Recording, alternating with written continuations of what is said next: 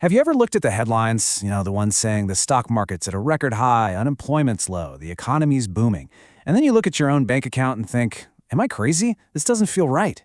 Well, you're not crazy. We're all living in what you could call a split-screen economy, and I'm going to show you exactly what those official numbers are missing.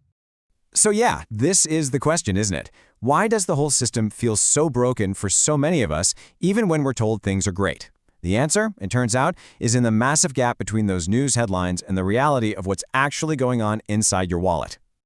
All right, I want you to just look at this number for a second. $8,000. What do you think that represents? That is the median bank account balance in America.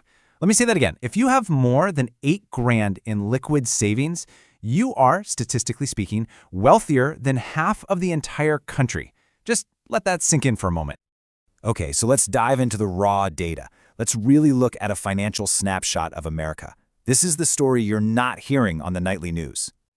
First up, a jaw-dropping 2/3 of the country is living paycheck to paycheck. And get this is not just a low-income problem anymore. We are talking about people pulling in six-figure salaries, lawyers, engineers, you name it, who are trapped on this financial treadmill where the money is gone the second it hits their account. And walking that tightrope means the situation gets even more precarious. Nearly 1 in 4 Americans have zero emergency savings. Not a little, zero. For a quarter of the population, a single unexpected car repair or a surprise medical bill is all it would take to spark a full-blown financial crisis. And here's where it hits long-term. Over half of all households have no dedicated retirement savings. It's not that people don't want to plan for the future. It's because they literally can't afford to survive the present. So what in the world is causing all this pressure? Well, it really boils down to two massive forces that are squeezing everyone's wallet at the exact same time: inflation and debt.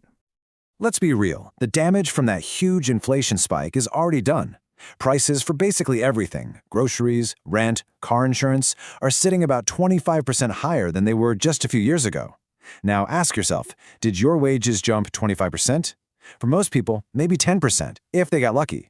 That growing gap between what things cost and what you earn, it's a giant chasm everyone's trying to leap across. And what fills that chasm? Debt. It's the anchor pulling people under. As this quote puts it so perfectly, debt is a tax on being broke. It's a system that feels designed to keep you stuck. And just look at how this debt is spread out. Yeah, millennials are carrying a heavy load for sure, but it's actually Gen X, the so-called sandwich generation, who are carrying the most, with an average of $158,000. They are squeezed from both sides, paying for their kids' education while also helping out their aging parents, all as their own retirement gets closer and closer. Okay, this brings us to what might be the single most important point of this whole thing.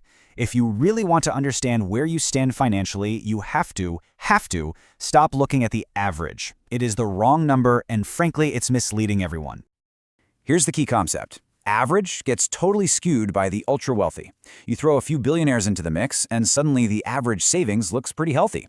But median, that's the real story. The median is the true middle. It's the number where half the country has more and half has less. This is the only number that tells you where you truly stand.